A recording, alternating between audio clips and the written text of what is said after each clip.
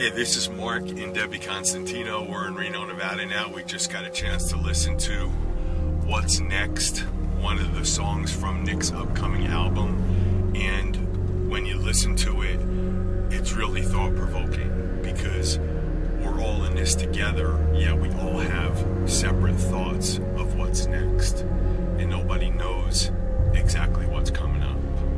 And I think I'm at the point where when I listen to it, when you hear different people's thoughts on what's next, you know, maybe it's me taking a lazy way out, but I want to put religion aside and just want to think that it's more important about how you are as a person while you're here, which is going to matter more as to where you end up when you go on the other side. And could you please talk to us, please? Throughout the halls, we would stop and try EVP, or electronic voice phenomenon. The dead talking, caught on tape. Have you been here for a long time? But sometimes they do other things to get your attention. On the 4th floor, just as we passed an open stairwell, something rushed at us. We got movement. We could hear steps and clanging coming right for us. We've got movement in the stairwell. But nothing prepared us for what we would find or hear in the basement. An earlier film crew had apparently angered the spirits to the point that a brick was thrown. We asked whoever was there to show us that they were real, not a brick, just something. And if you guys did it, could you always tell me in the recorder if you did it? Could you always tell me in the recorder if you did it? What was that thank you, but we've done? You guys know. Did anybody say that? Nobody said that. No. Thank you, but we've done it. Yeah. Can you play it one more? Oh, man. I got chills. Could you always tell me in the recorder if you did it? Oh, wow. Oh, I got a class A, Mark. Could you always tell me in the recorder if you did it? Could you always tell me in the recorder if you did it? Could you always tell me in the recorder if you did it? Later in the conversation, they spoke again, referring to the brick. So if you know of anybody that did it, can you let us know, or can you move just a little piece of plaster? You heard anything?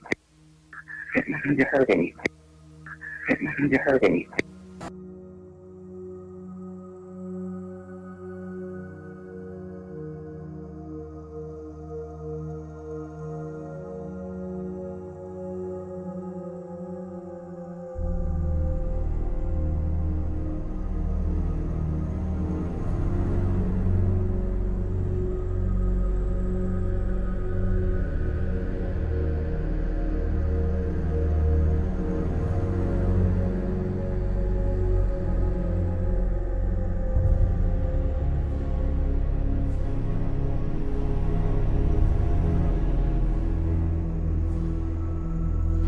Local resident Mark Constantino and a woman, whose name was withheld, were found dead inside their daughter's apartment on 1115th Street, near Sparks High School.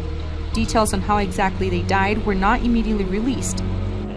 The series of events began when Reno police responded to a call at about 6:30 in the morning of a woman who found her roommate dead with a gunshot wound in their home.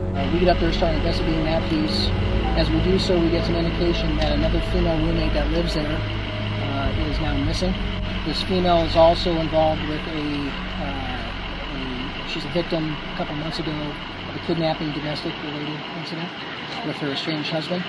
Police said they traced the woman's cell phone and Constantino's phone to the apartment. At that point, we heard shots were fired from inside. A male voice told us to leave. And when our initial contact, he did make a comment to us that he had people inside the apartment.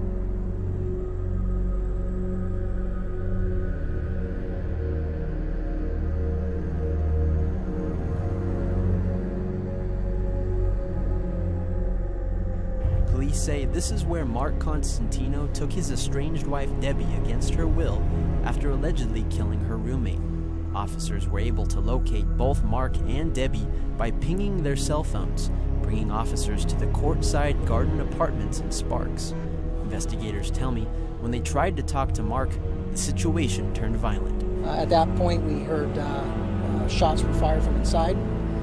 A male voice told us to leave. Police set up a perimeter and waited for both Reno and Sparks SWAT teams to arrive. They were able to get a hold of Mark on the phone, and through negotiations, found out Debby was also inside the apartment and being held hostage. The major focus of that conversation was for everyone to come out and for this to end peacefully and nobody to get hurt. After several hours of attempting to get Constantino to surrender, the SWAT team stormed the apartment.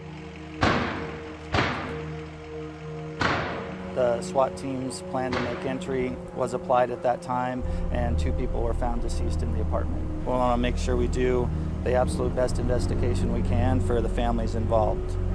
Obviously, there's a lot of folks impacted by this, and this is a huge tragedy for a lot of people. It's horrible. It's horrible.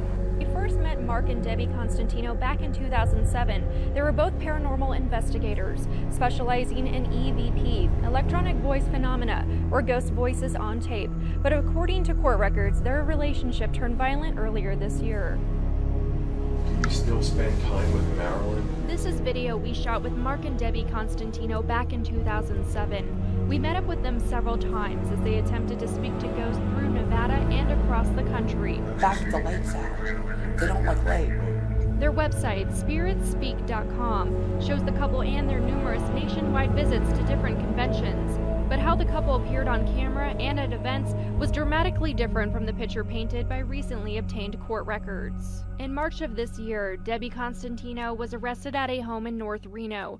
According to the records, she and Mark were fighting over money when she scratched him. It escalated and she allegedly sliced his arm with a kitchen knife. She was charged with domestic violence and battery with a deadly weapon. She was never able to have her day in court. Then, just 6 weeks ago, Mark, along with their daughter Raquel, allegedly went to a home, pulled Debby out of a car by the neck, and then dragged her inside. Documents accuse Raquel and Mark of beating Debby to the point of breaking her nose and causing bleeding. Records say Mark then strangled her, causing her to nearly pass out. Raquel was charged with kidnapping, domestic battery, and vehicle burglary. Mark was charged with kidnapping, domestic battery by strangulation, and domestic battery. We also heard from many of you on our social media sites asking why Mark Constantino was let out of jail after being accused of kidnapping Debby. In these court documents we obtained, it showed that kidnapping is usually a no-bail charge, but in this case, both Mark and Raquel were granted bail by a local judge. Mark's bail was set at $40,000, which was allowed to be paid by bond, and Raquel was set at $30,000, also bondable. Both Raquel and Mark, though, were ordered to stay away from Debby Constantino.